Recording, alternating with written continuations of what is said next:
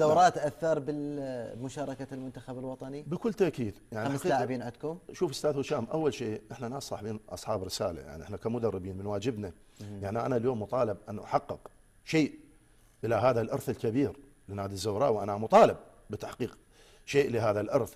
وحقيقه يعني وخاصه وضع الزوراء بالسنوات الاخيره، اليوم الجمهور يريد يشوف نتائج، ما يريد يسمع تبرير. ولذلك يعني احنا ليس بمتفضلين على المنتخب، وواجبنا مثل ما نريد نعمل لانديتنا ونحقق لها نتائج طيبه، واجبنا ان نهيئ لاعبين على مستوى عالي لخدمه المنتخبات الوطنيه. طيب طيب يعني لكن من الناحيه كيف نوازن؟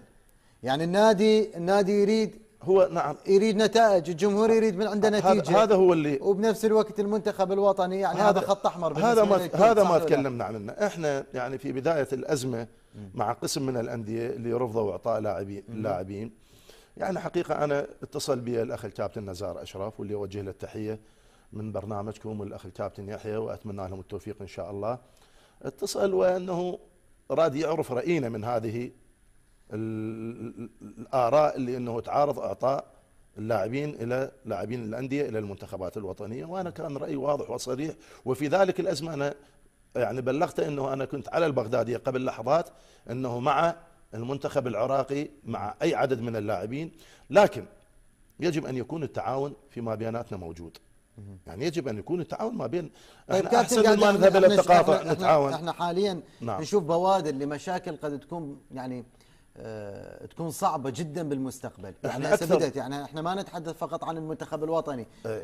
ذاك اليوم يعني كان معنا الكابتن قحطان كثير في متابعة من متابعات برنامج مع الحدث، ايضا يعني كانت عنده مشكلة بخصوص هذا الموضوع. نعم، هو يعني ليس فقط، نعم احنا مطالبين، احنا سميناها عدوى، سميناها فيروس، حتى لاعبين الان احنا يطلبون منا لاعبين منتخب الشباب. يعني احنا الان انت لو تنظر من الناحية الواقعية، والكل منصف ما يقدر يحقق يعني يغادر هذه الحقيقة، اكثر فريق تضررا من جمع لاعبين المنتخب الوطني هو نادي الزوراء. لا يوجد في كل الأندية لاعبين أو اثنان، أو على أقصى حد يمكن الميناء 3، إلا الزوراء 5 لاعبين. الشرطة لا الشرطة أيضا يعني إحنا هم وصلوا إلى 5 لاعبين، والآن لكن لا يوجد أي لاعب. مشكلة لا ما يخالف، احنا ما يخالف. تدري شو أستاذ هشام، يعني أنا مع احترامي إلى رأي المنتخب مدرب المنتخب الوطني، لكن أنت اليوم يعني أنا من رأيي ومن وجهة نظري الشخصية، يعني أنا اليوم من أختلف مع مدرب معين أو مع إدارة معين، أنا ما ابعد لاعبين انا محتاج لهم.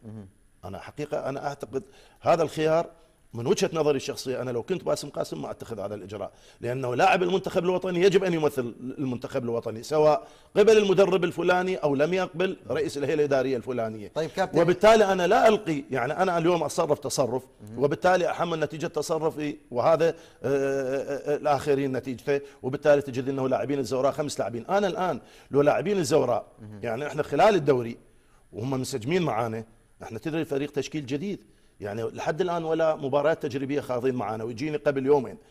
هو لو كان متدرب معي وخايض مباريات تجريبيه مو يعني كاسلوب لعب وكانسجام، وانا مطالب بنتائج، انا امام جمهوري، يعني انا كيف اتكلم مع جماهيري الان وانا مطالب بتحقيق نتائج؟ انا لربما يعني انا ارجع الى حديث الكابتن نزار، وقلنا نتعاون، واوعدونا انه خلال المعسكر ممكن اعاده لاعبين او اكثر حتى نعالج هذه الحاله. لربما الناس تعرضوا الى ظرف معين، لربما اصابات، انا اجد لهم العذر، هم لا باس. لكن الان انا اطالب الاتحاد، يعني احنا ما يصير كل هذه الامور يخلونا وحيدين. على اقل تقدير بدل ما يكون انطلاق الدوري 15 يتاجل انطلاق الدوري الى 20 بالشهر، لان احنا شنو ذنب نادي الزوراء اللي احنا نمد يد العون؟ طيب وبالتالي نتيجه التعاون مالنا نعرفها اكو مشاركه يوم 28/9 نعم. بالنسبه الى مشاركه الشباب. نعم. كم لاعب راح يروح ويا المنتخب؟ احنا وضع الزوراء الان حقيقه، عندك الاولمبي، انت صور احنا المعسكر التدريبي مالنا، ولو ربما يمكن قسم من الناس ينتقدنا يقول ليش غادرتوا المعسكر، احنا يجب ان نغادر المعسكر لان حتى لا نهمل الاخرين، لان انت الاخرين يجب ان يكونوا متهيئين. يعني بس احنا كواقع حال يمكن 5 لاعبين ما شاركوا معنا بالمعسكر، يعني اضافه الى ذلك يمكن 5 لاعبين تدري نسبه 50%، وهم من اللاعبين اللي نعول عليهم، هم العصب الاساسي. لكن مع هذا احنا يجب ان نهتم باللاعبين الاخرين. اللاعبين منتخب شباب الان يعني كم لاعب راح يروح مع الشباب؟ احنا عندنا لاعبين منتخب شباب لاعبين. اضافه الى ذلك احنا تدري حتى المحترفين السوريين التحقوا. صح. يعني التحق عندنا زاهر ميداني، والتحق عدي جفال، يعني اذا بما معنى يعني انا عندما غادرني 10 لاعبين، وبالمناسبه انا كل لاعبين يعني كشوفاتي موجوده بالاتحاد 22، من ضمنهم 4 حراس ومن ضمنهم 5 لاعبين شباب. 5 لاعبين شباب، يعني هاي 9 لاعبين و5 بالمنتخب 14، واذا ما غادروك السوريين 2 يعني ما يبقى لي 7 لاعبين. كيف اتهيأ انا للدوري؟ كيف اعد نفسي الى الدوري؟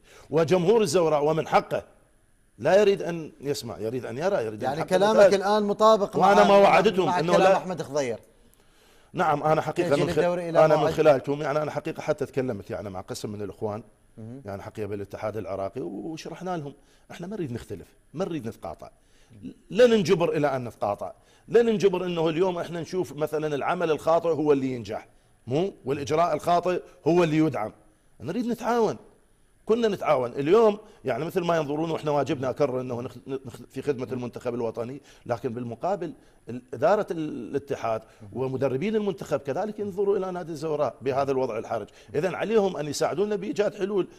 على اقل تقدير لاعبين 5 لاعبين يحتاجوهم، يعني احنا ما عندنا اي مانع يكونوا مستمرين مع المنتخب، بس اتمنى ان تكون الحاجه فعليه، لا ياخذون 5 لاعبين ومن ثم حاجه فعليه ومن ثم يشرك لاعبين والاخرين 3 لاعبين ما يحتاجهم حاجه فعليه. واذا ما وجدت هاي الحاجه الفعليه يا اخوان، انا تكلمت يعني مع الاخوان اثناء تواجدهم في مطار بغداد خلال فتره الترانسيت قبل ان ينتقلون لايران، وشرحنا وجهه نظر كما اتكلم معاك الان، وعدونا خير، يعني على اقل تقدير يجدون لنا حل.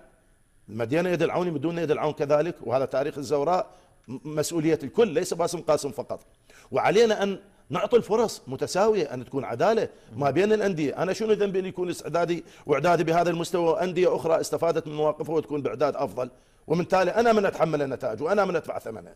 عليهم ان بدل ما يكون انطلاق الدوري يوم 14 او 15 يكون يوم انطلاق الدوري 19 و20 حتى على الاقل يوصلون. طيب كابتن عندنا دقيقتين، ملعب الزوراء لحد الان يعني الاخوان ما وصلتوا الى الاخوان جاهدين، يعني حقيقه احنا تدري الاخوان بالاداره، يعني انا حقيقه لمست هذا الحقيقه من بدايه استلامنا المهمه ولحد الان، يعني احنا الله يكون بعونهم، انا من باب الدفاع عنهم، لكن يا اخي الملعب من فتره طويله ملعبنا مهمل، تم تفليش الملعب حتى بدون اخذ موافقه الهيئه الاداريه، وحتى بعد تاخير القرار لمده 6 اشهر كان الان احنا نستفيد من ملعبنا، وانا كمدرب جمهور الزوراء عنصر اساسي في تحقيق النتائج الايجابيه. شنو الملعب المفترض هسه للزوراء؟ الملعب المفترض اللي اعتقد الاخوان يعني يواصلون يعني جهودهم انه أن يكون ملعبنا، واعتقد فاتحوا اداره الصناعه انه يكون ملعبنا يعني بشكل رسمي ملعب الصناعه، وحقيقه يمكن احنا حتى من الناحيه الماليه نشكو، انا احس بالاداره الحرج الكبير يعني من العوز المادي واللجوء، يعني حقيقه